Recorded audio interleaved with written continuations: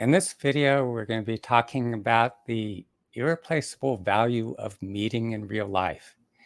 Most of us know couples who originally met online. I know of many, and I could think of two right off. The first of the two couples met in the early days of online dating through Match.com. Like all couples, they've gone through their challenges, but in so many ways, they have been ideal for one another.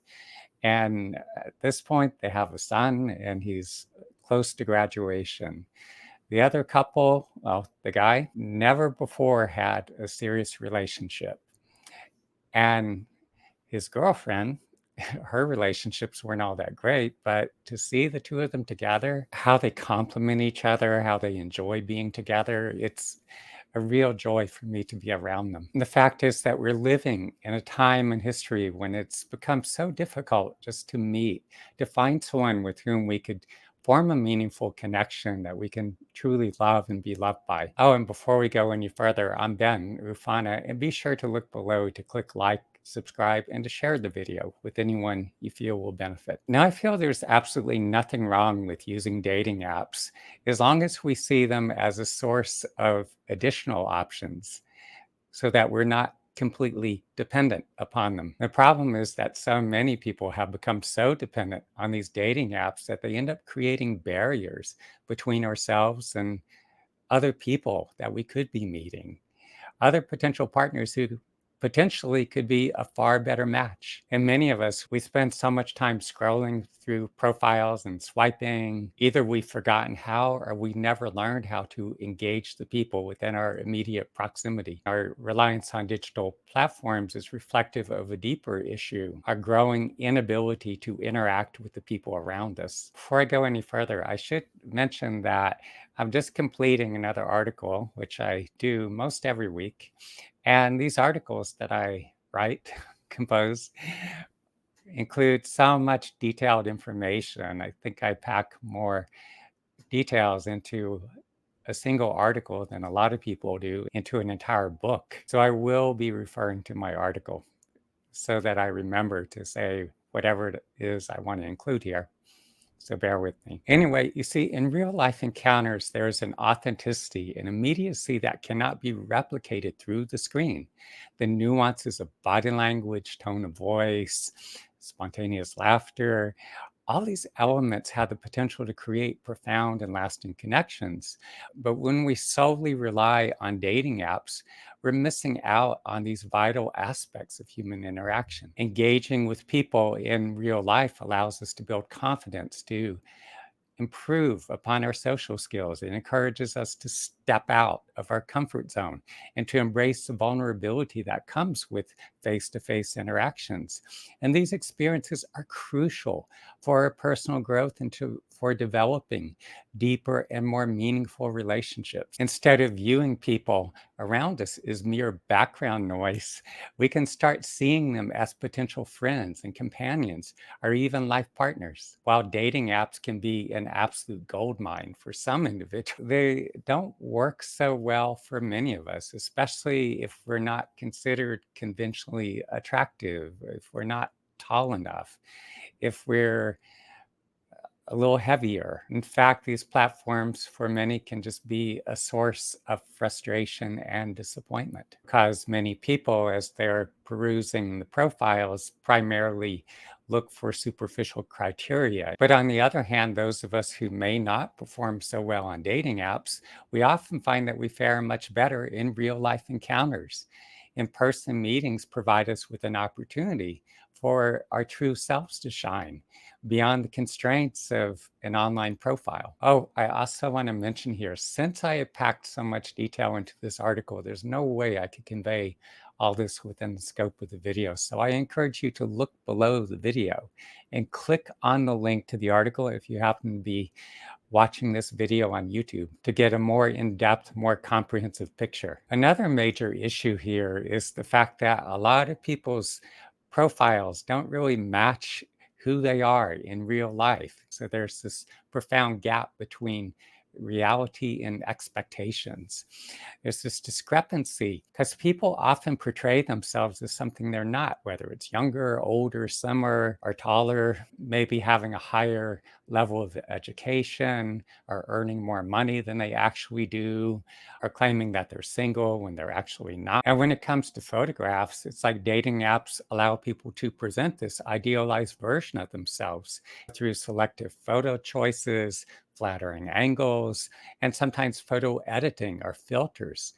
Users can use all this technology to create an image that may not accurately reflect their true appearance. What often happens is when people finally do meet in real life and the reality doesn't match their expectations set by the online profile, the discrepancy can lead to a sense of disappointment and frustration. Instead of the excitement and the fun that should accompany a date, there can be a sense of being misled and deceived, and that can overshadow the entire interaction. Another huge consideration here is around 93% of communication is nonverbal. Like, according to research, 55% of communication is body language, another 38% is tone of voice, and only about 7% is the actual word spoken. Gesture, posture, movements all play a crucial role. For example, leaning in slightly can show interest and attraction, while a tense or guarded posture might signal defensiveness or discomfort. In face to face interactions, we're constantly reading and responding to these subtle cues, and that helps us to better understand and connect with the person that we're wanting to get to know. But when we're attempting to relate or connect with someone online and we're messaging back and forth, all this information is just not available. Another concern here is the emotional disconnect, because when people connect via dating apps, the anonymity means that you're not really seeing each other, and it lacks the immediate feedback of face to face interactions. And this absence of direct connection reduces the depth of interaction, and it makes it less likely that we're going to form the emotional bonds necessary to develop and sustain an intimate connection. The other thing for many people is because they're not actually looking into the eyes of the other person, feeling their presence, it gives them more license to behave in ways that are not very nice. In other words, to be an asshole. They're more likely to say or do things that are hurtful, and that's one of the reasons why ghosting has become so much more prevalent. MIT professor Sherry Turkle, in her book Reclaiming Conversation, it talks about how the lack of the face-to-face interaction hinders the development of social skills and emotional intelligence, making it harder for us to navigate the complex emotional landscape and to build strong and supportive relationships. There's also digital fatigue, because when it comes to dating apps, the endless swiping and constant notifications, the incessant messaging can leave us feeling overwhelmed and emotionally drained. And prolonged screen time contributes to the sense of burnout and decreased overall sense of well-being that could exacerbate depression and anxiety. I like to be open to explore, test out different options. I want to see what's possible. And so in the early days of online dating, I posted a few profiles, but those meetings usually felt really awkward and uncomfortable. I wasn't meeting anyone that I found myself attracted to, or that I was interested in or wanting to be with, maybe with one exception. But while spending time in India, I came up with the bright idea of running a matrimonial ad. They didn't have dating apps in India in those days. I just saw it as an opportunity to, here I was in India, and I just thought, well, I need to connect with some people. I need someone to hang out with. And so I ended up cruising around and traveling across the subcontinent, spending time with different women that I met and connected with. And some of them obviously wanted to be more than friends. And well, that didn't happen. I would have been open if it was a good match. But some friendships did develop out of that. After moving to New York City, I ended up seeing this woman from Syria for a while. And we connected on many levels, or at least it seemed that way. And there was definitely an attraction, but after a while, when it came to that issue, she wanted me to convert to Islam. And when I didn't do so, she broke it off. And so after grieving the loss for some months, I was thinking to myself, I really do want to be in a serious long term relationship. And so I decided I was going to approach at least two women a day. By that time, I'd come to the point where it's like, I'm not doing this online dating thing. It's just too weird. And so for a couple of years, I was day after day, I would, wherever I was, I could be commuting via subway, I could be in the supermarket picking out produce, a class or a workshop, just any kind of space or event. If I saw someone I found myself drawn to or found attractive on any level, not necessarily physically beautiful, but maybe if there was something about her that I found intriguing or compelling, I would just start talking, engage in conversation. And it was quite awkward at first because I was incredibly shy in those days, but I kept doing it. And as I did so, I became more and more comfortable. And I saw it as a valuable opportunity to work through my shyness and social anxiety. And I learned a lot through all that experience. I found out as I continued to talk with more and more women, I realized that on many levels, I find it easier to relate to women than I do to men. It's like I just had more to talk about with women. I had more in common. And often what would happen is I'd start talking to women is I'd get them to open up to me and get into these long animated conversations. And obviously they were enjoying the interaction on some level. And there were a few instances where women that I'd be talking with and be like, well, I have an appointment scheduled. I have to go now. And the woman that I'd be talking with would, spontaneously give me a hug or even a kiss on the cheek or something. But what was so disappointing is that in the vast majority of instances, I never saw or heard from them again.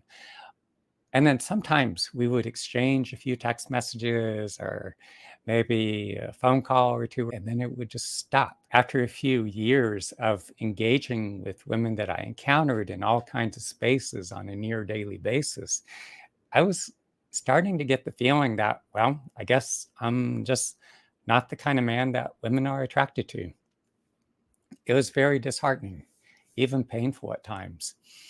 But there's something about New York, the fact that women here can be somewhat more fearful or guarded, and for good reason. But then over time, I also realized that it's both men and women in the city. There's just something about this place that it, I found it very difficult to establish any kind of ongoing, lasting connections. It was like there was this lack of continuity.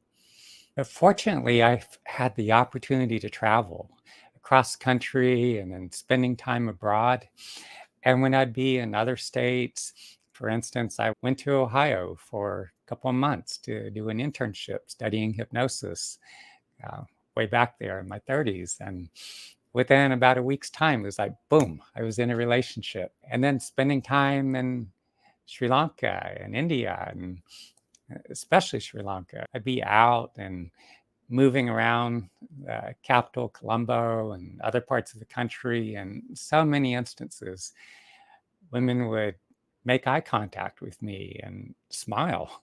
And often there was a curiosity and they would engage me in conversations. And in many instances, they would exchange contact information, would exchange a few messages. And next thing I know, either we're talking on the phone, they're inviting me over to their homes, I would be meeting their families. And during the time that I've been in Sri Lanka over the past few decades, I've been in relationships with two different women that I've met there.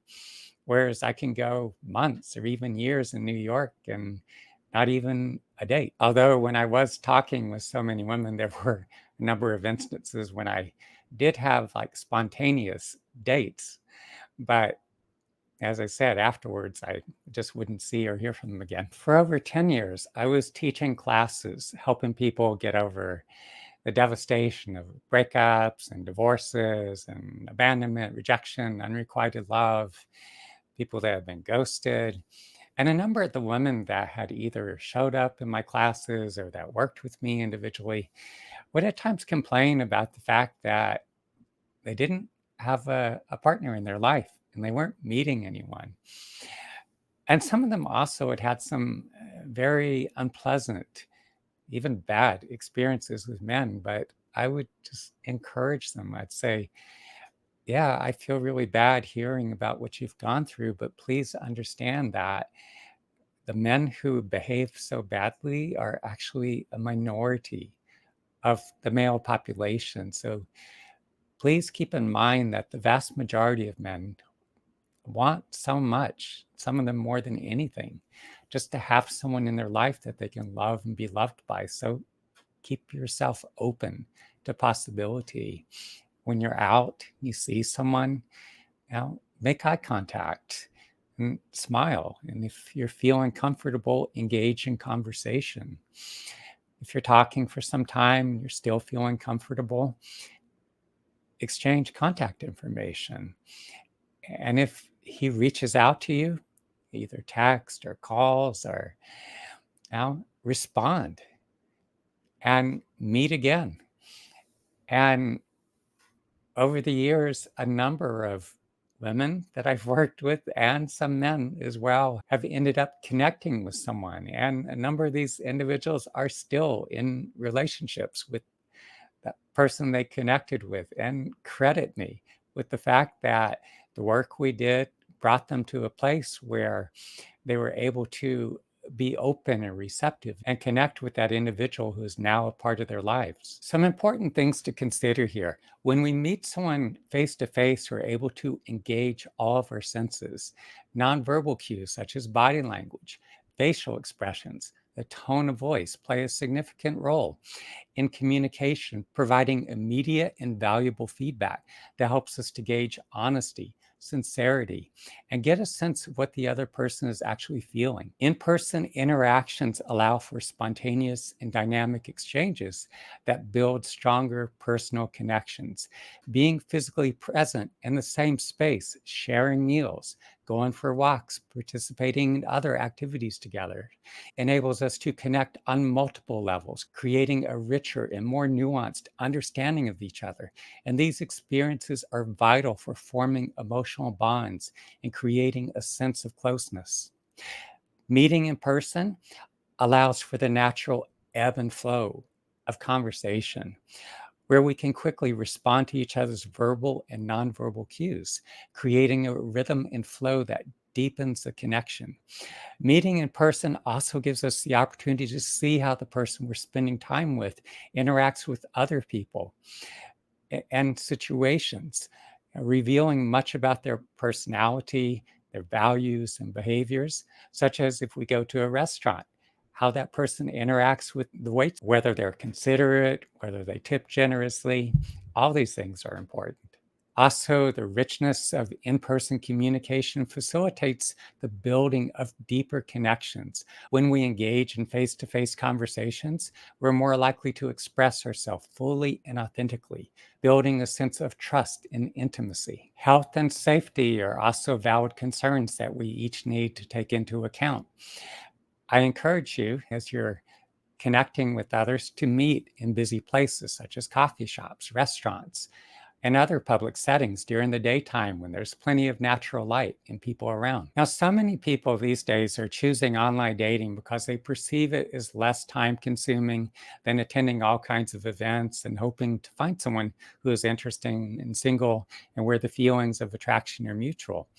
The fear of rejection also factors in, as for many people, online interactions are less intimidating than face to face encounters. As I said before, I don't see a problem with dating apps as long as we view them as providing additional options.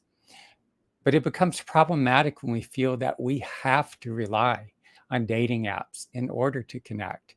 In many ways, the dependence on these apps is stunting our development. It's also a reflection of our emotional wounding and how that's left so many of us numb and disconnected from our intuition and our inner core being that we cannot sense when we resonate with other human beings and engage with them. I mean, this is something that I've dealt with myself and that I'm working within other individuals on a daily basis. The fact that we go through our lives and we avoid those issues or situations that we find uncomfortable when it elicits difficult, unpleasant, painful emotions, we tend to shut them down. And any time that we've gone through experiences, either we were rejected or if we go through a breakup or divorce, someone said or did things that were really hurtful to us, and we shut those feelings down. But as we do so, what happens is they never just go away. Those feelings remain trapped within our bodies. That creates a numbing or disconnect. And the more disconnected we are, it creates this buffering. It disconnects us from our intuition. It deadens our senses. It makes it difficult for us to really sense other people, to sense when there's another individual with whom we have this potential to experience a deep resonance. And so, because of that, the fact that we're shutting down, the fact that so many other people have numbed out and shut down their own wounding, they're not taking the steps necessary to facilitate their own healing, it has the effect of creating all these barriers, all this buffering between us. And that's profoundly unfortunate because that reinforces the disconnect that we see on a daily basis within our society. The fact that so many people are lonely because they're not connecting with one another, they're not forming those deep and meaningful attachments. Conversely, the more you take the steps necessary to facilitate the healing of your own emotional wounding is you learn to work constructively with your authentic emotional responses, healing these more vulnerable parts of yourself. As you become more present and more embodied, you develop this heightened sensitivity, and you can feel to a greater extent when you do resonate with another individual. And you're able to be more present, you're able to be more engaging, and that increases your capacity to establish those meaningful connections with someone with whom you can love and be loved. Now, being open to real life connections is for many of us going to require a shift in mindset. It's about being present and approachable and willing to engage with the people around you. So here's a few practical steps that you could be taking. First, challenge yourself by making the commitment to attend at least one new social event each week. Attend the events that interest you. And this could be community gatherings, a concert, a workshop, networking events.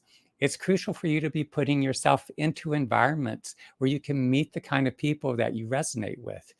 Be approachable, smile, make eye contact, engage in conversation. Even sometimes a simple hello can lead to meaningful interactions.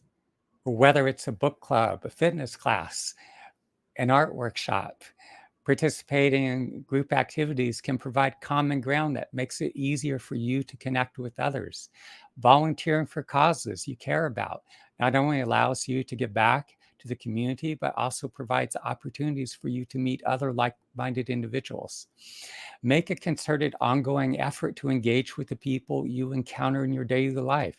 Doesn't matter where you are. It could be on your daily commute. It could be at a coffee shop, a bookstore, at the gym. And while you're engaging, practice active listening during conversations. And be sure to show genuine interest in what the other person has to say, as it helps to nurture genuine connections. Pursuing your passions and keeping yourself open to exploring anything you've been curious about can expose you to different social circles. It could also increase your chances of meeting new people. And initially, you may feel awkward, you may trip over your words, as I did, or feel insecure about what to say, but make a concerted effort to initiate conversation with at least one new person each day. To the best of your ability, keep yourself open.